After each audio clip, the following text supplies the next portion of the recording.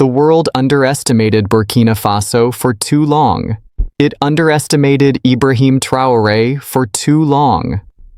They thought this was just a lucky young military officer in a small, unimportant country. They never expected that from this small land, a revolutionary flame would ignite that would shake the entire world system. A small stone thrown into a lake can create ripples that spread across the entire surface of the water. Ibrahim Traoré is that stone. Burkina Faso is the point of impact, and the ripples are now spreading across Africa and even the world. To understand why what is happening in Burkina Faso is so revolutionary, we must first understand the machine that has operated for decades to keep Africa in a state of dependency. This is not a secret conspiracy run from some boardroom. It is a sophisticated system built over generations, operating on many different levels. Psychological control is the foundation of the entire system. How do you convince a nation that it cannot be self-reliant? By constantly reminding them of their past failures, by celebrating the successes of others as something unattainable, by defining modernity and development according to standards that only the West can achieve. Over time, the people of Burkina Faso were taught that true success could only come from the outside. Economic control is built on a simple formula. Africa produces raw materials, the West processes them and sells them back at a high price. Burkina Faso exports raw cotton and imports ready-made clothes. They export raw gold and import jewelry. They have fertile land, but still have to import food. Each time, the value added, the largest part of the profit, flows outward. Intellectual control is even more subtle. The best minds of Burkina Faso are encouraged to study abroad, and once they experience life in the West, few want to return. Those who stay are taught that real knowledge only comes from Western universities, Western textbooks, Western development theories. Traditional knowledge, the methods their ancestors used for millennia, is labeled backward. Cultural control is perhaps the deepest level. The people of Burkina Faso were taught that their languages were not suitable for the modern world, that their traditional religions were superstition, that their way of organizing society was inefficient, that to succeed, they had to abandon what made them who they were and become a poor imitation of someone else. Before Ibrahim Traoré came to power, Burkina Faso was a perfect example of this system. The country exported millions of dollars worth of raw cotton each year, yet most of its people wore imported clothes. They had one of the largest gold mines in Africa, yet the majority of the profits flowed to multinational corporations. They had fertile land and a favorable climate, yet they still had to import basic foodstuffs. Most importantly, the collective mentality had become, we cannot live without them. Government agencies were organized to serve international donors rather than the people. Policies were designed to meet the conditions of international organizations rather than the country's actual needs. Even elections were judged on whether the candidates were acceptable to the international community. But there are moments in history when all these layers of deception are peeled away, when a people sees the truth of its own strength. For Burkina Faso, that moment came when they realized that everything they needed to prosper was already available within their own country. They just needed the courage to use it. And at the center of this awakening is a man who has long understood that true power does not come from the outside. Ibrahim Traoré is not just a leader. He is a philosopher of action, an architect of consciousness, a catalyst for transformation. To understand him, we must understand the philosophy he represents. Ibrahim Traoré's philosophy of self-reliance is built on a core belief. Every people has within it everything necessary to prosper. This is not a political slogan, or an idealistic statement. It is a practical principle that he has applied to every policy, every decision, every initiative. When he talks about agriculture, he doesn't talk about importing advanced technology or hiring foreign experts. He talks about restoring the traditional farming techniques that have fed the Burkinabe people for thousands of years and combining them with modern innovations developed by local people themselves. When he talks about industry, he doesn't talk about attracting foreign investment to build assembly plants. He talks about developing the capacity to process raw materials into finished products right in Burkina Faso, creating jobs and keeping the value added within the country. When he talks about education, he doesn't talk about sending students to study in the West. He talks about building an education system that serves the needs of Burkina Faso, teaches the skills the country needs, and honors the knowledge accumulated by their ancestors. The historical foundation of this philosophy can be found in the legacy of Thomas Sankara, the legendary predecessor whom Ibrahim Traoré often invokes. Sankara once said, "We must produce what we consume and consume what we produce." He once declared, "Burkina Faso will feed itself." These words were once dismissed as the dreams of a utopian idealist. Ibrahim Traoré is making them a reality. But what makes Ibrahim Traoré different is not just that he has good ideas. What makes him different is that he has a clear methodology for turning those ideas into reality. The psychology of a true revolutionary includes the ability to recognize patterns that others miss, systems thinking that understands everything is connected, a long-term vision that thinks in generations, not election cycles, and the courage of conviction to confront powerful interests. Ibrahim Traoré has implemented his revolution in 4 clear stages. The first stage was raising awareness. He began by changing the narrative about Burkina Faso's capabilities. Instead of talking about what the country lacked, he talked about what the country could do. Instead of focusing on a past of poverty, he focused on a future of prosperity. He connected the people to their cultural pride and historical memory, creating new symbols and a new language of possibility. The second stage was institutional transformation. He restructured the government to serve the people, not the donors. He realigned priorities from dependency to self-reliance. He built new partnerships based on equality instead of domination.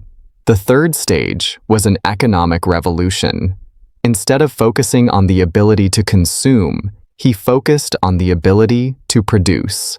He developed local value chains, ensuring that wealth circulates within the country longer, creating a multiplier effect.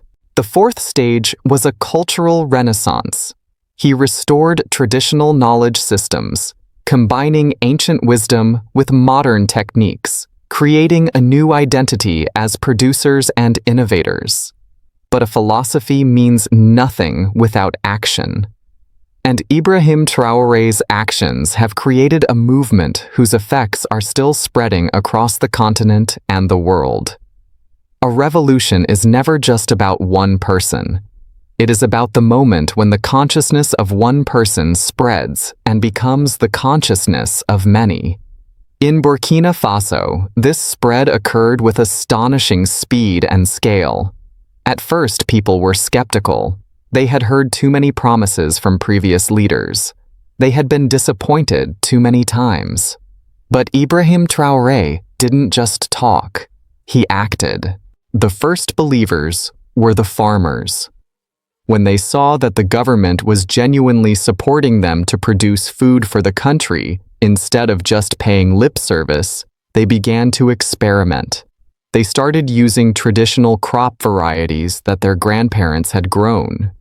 They formed local agricultural cooperatives.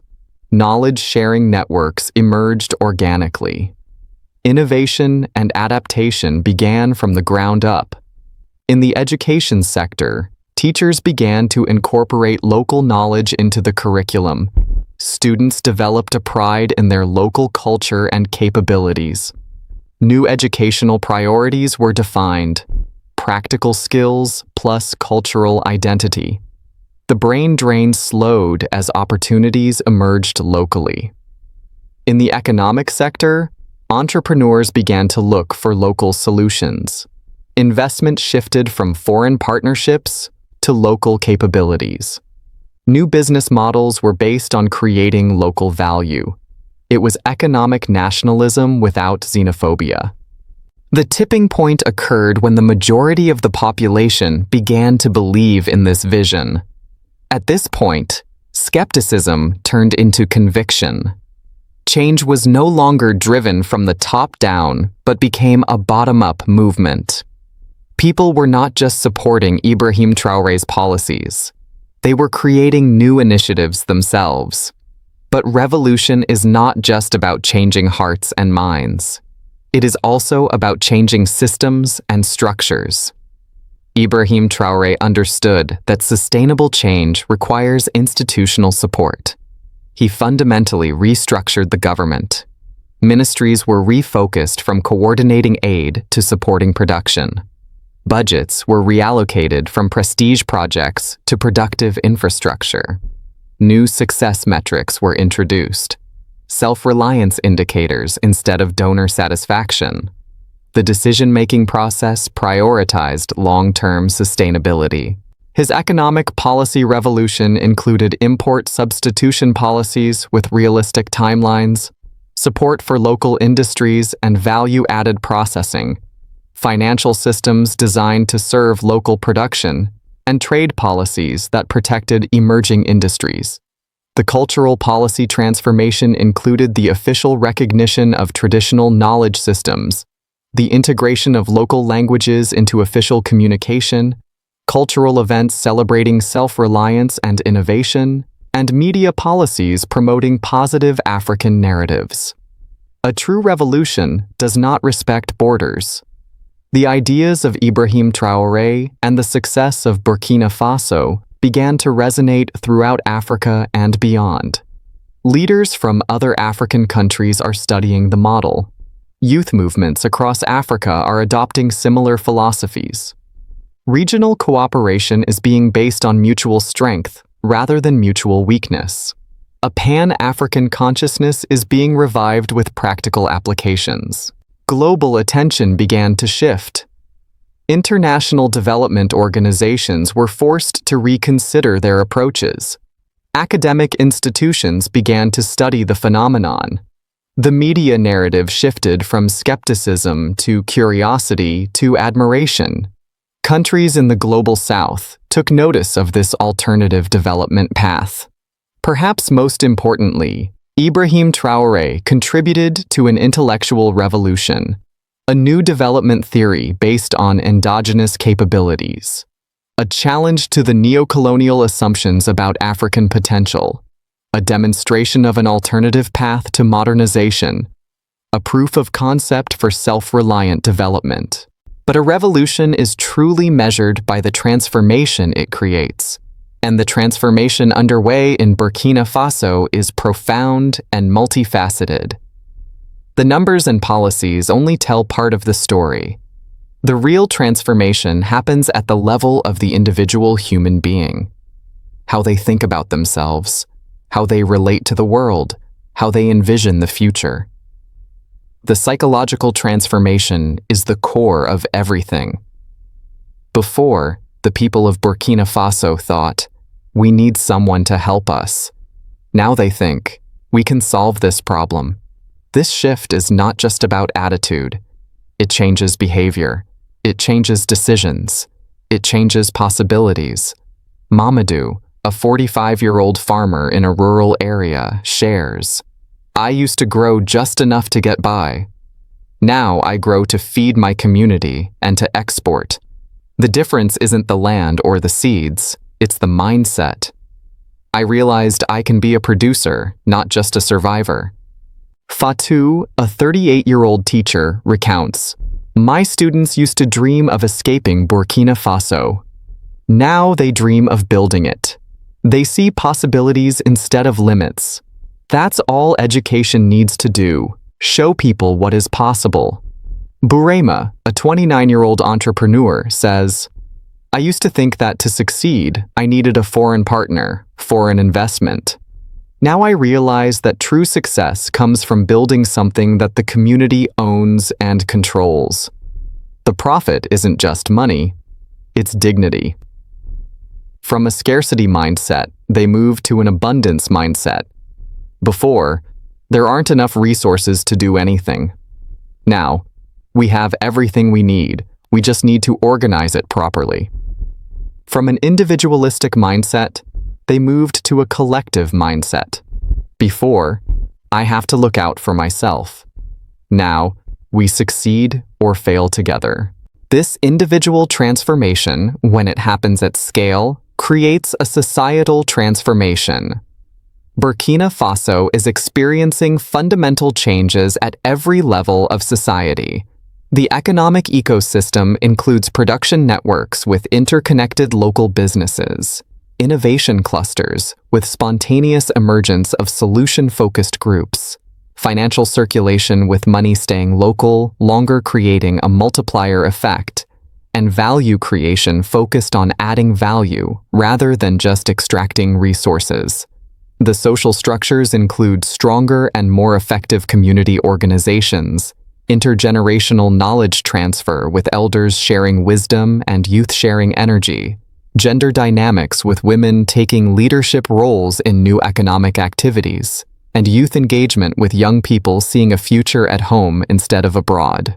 The cultural renaissance includes language revival with local languages gaining prestige and practical use, traditional knowledge with ancient techniques being validated and modernized, artistic expression with new songs, stories, and art celebrating self-reliance, and a spiritual renewal with a connection between cultural identity and economic success.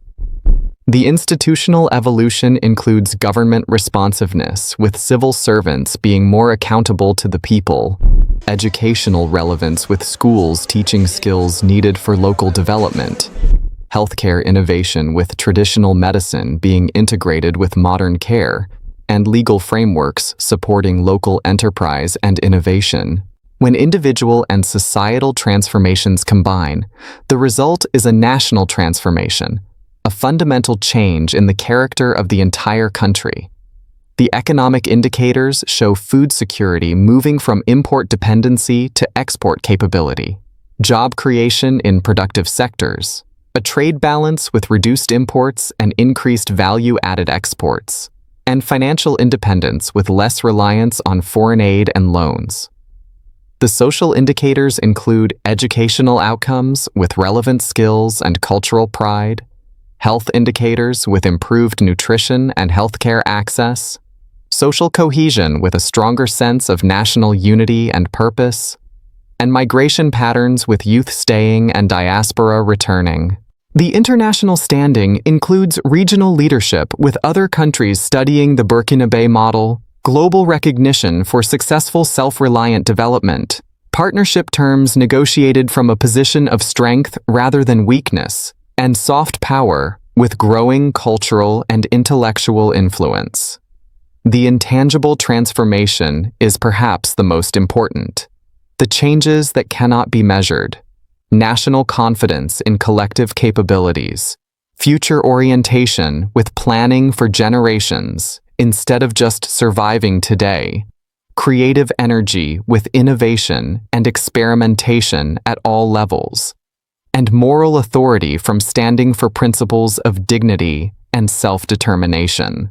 But this transformation is not just significant for Burkina Faso. A true revolution can never be contained within borders. Ideas tend to spread, especially when those ideas are backed by concrete results. The Burkina Faso revolution is creating ripples across the world. An African renaissance is underway with a continental awakening. Other African leaders are questioning dependency models. Pan-African youth movements are being inspired by the possibility of self-reliance. Economic integration is increasing, with African countries trading more with each other. A cultural pride is growing, with a renewed appreciation for African knowledge systems. A global South inspiration is emerging with proof that self-reliant development is possible. South-South cooperation is leading to new partnerships based on mutual respect. Knowledge sharing is happening, with traditional solutions being recognized globally. Alternative political models are being considered as alternatives to Western-imposed governance structures. An academic revolution is taking place with new development theories based on endogenous capabilities. Research priorities are focusing on local knowledge and solutions. Curricula are including African success stories in case studies. Publishing is seeing African perspectives gain a global platform. A media transformation is happening with a narrative shift from Africa as a problem to Africa as a source of solutions. Documentary interest is growing, with filmmakers chronicling the transformation. Social media is allowing African voices to control their own stories. Cultural products like music, literature, and art are celebrating self-reliance. The generational impact is how a true revolution is measured, by its effect on future generations. Children growing up in Burkina Faso today will have a completely different worldview from their parents. Their educational foundation will teach them that they are creators, not just consumers. Their skill development will focus on practical abilities to solve local problems. Their cultural grounding will be a strong sense of identity and possibility. Their global perspective will be one of confident engagement with the world as equals. The institutional sustainability is being built with policy frameworks designed to maintain self-reliance. Economic structures are being created with built-in protections against a return to dependency. Cultural preservation mechanisms are being put in place to maintain revolutionary values. A leadership pipeline is being developed with a new generation of leaders committed to this path. Regional integration is fostering economic blocs where African countries cooperate as equal partners. Knowledge networks are sharing innovations and best practices. Cultural exchanges are celebrating diversity while building unity. Political coordination is leading to common positions in international forums. If the Burkina Faso model spreads successfully, a global transformation will include a new development paradigm with a complete rethinking of how countries develop. International relations will shift toward a more equitable global power structure. Economic systems will move toward trade based on mutual benefit instead of exploitation. A cultural renaissance will foster respect for all civilizations and knowledge systems. Ibrahim Traoré and the Burkinabe Revolution teach us universal principles that can be applied anywhere. The power of belief. Transformation begins in the mind. When people believe in their capabilities, those capabilities expand. This is true for individuals, communities, and nations. The importance of self-reliance. True strength comes from developing your own capabilities rather than depending on others. This does not mean isolation, but rather engaging from a position of strength. The value of a cultural foundation. Innovation builds best on a cultural foundation. Instead of abandoning tradition, successful societies integrate traditional wisdom with modern techniques. The necessity of courage. Change requires courage. The courage to challenge existing systems. The courage to try new approaches. The courage to believe in possibilities that others dismiss. Your personal revolution. Watching Burkina Faso transform begs the question, what revolution is possible in your own life, your own community? At the personal level, what dependencies can you eliminate? What capabilities can you develop? How can you contribute to, rather than just consume, from your community? At the community level, what local problems can be solved with local resources? What traditional knowledge is being undervalued? How can community members support each other's development? At the national level, what false limitations has your country accepted? What resources are being exported raw that could be processed locally? How can citizens take more responsibility for national development? The revolutionary mindset that Ibrahim Traoré has shown us is that revolution does not require violence. Only a clear vision of what is possible, a commitment to practical action, a belief in human potential, a willingness to challenge assumptions, and perseverance in the face of skepticism. The final challenge. Burkina Faso has proven that transformation is possible. The question is, who will be next? Which community, which country, which individual will embrace the revolutionary mindset and create their own transformation? The revolution is waiting. The question is, are you ready to join? From the fields of Burkina Faso, a call goes out. Not a call of violence or hatred, but a call of dignity, self-reliance, and the infinite potential of the human spirit. It is the call that Thomas Sankara once issued, and that Ibrahim Traoré is now making echo around the world. This story is not just about Burkina Faso. It is about all of us, about the potential within every community, every nation, every individual to break free from the limits others have set for us and realize our true potential. The revolution is not an event. It is a process. And that process can begin right now, right where you are, with the simple decision that you will no longer accept the limits that others have placed on you. Ibrahim Traoré has shown us the way. It is now up to us to walk it.